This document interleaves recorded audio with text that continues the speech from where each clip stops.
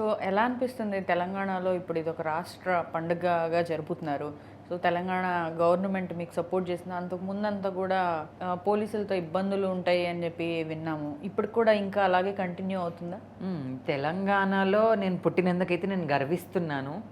ఎందుకంటే అమ్మవారు నన్ను చూజ్ చేసుకోవడము, నేను ఒక జోగినిగా అమ్మవారి సేవకురాళ్ళగా నేను ఉండడము.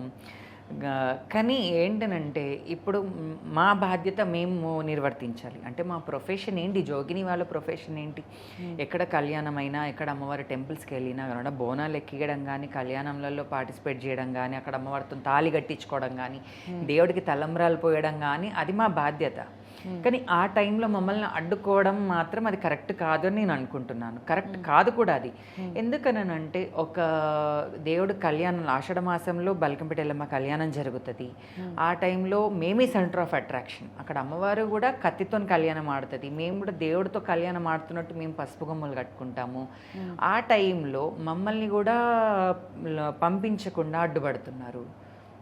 అది ఎంతవరకు కరెక్ట్? ప్రజలందరూ కూడా అమ్మవారు అక్కడ నిలబడి అందరికీ ఆశీర్వాదం ఇస్తుంది. మేము వెళ్తుంటే ప్రజలందరూ కూడా, భక్తులందరూ కూడా మా కాళ్ళు మొక్కి అమ్మవారి ఆశీర్వాదం తీసుకోవాలన్నట్టు అని అనుకుంటున్నారు. కాబట్టి ప్రజలకుంది మా మీద భక్తి భావం, ప్రజలకుంది, అందరికీ ఉంది, పబ్లిక్కి ఉంది. కానీ ఈ వివక్షత మరి పోలీస్ వాళ్ళకి ఎందుకుందో నాకైతే అర్థం అవ్వట్లేదు.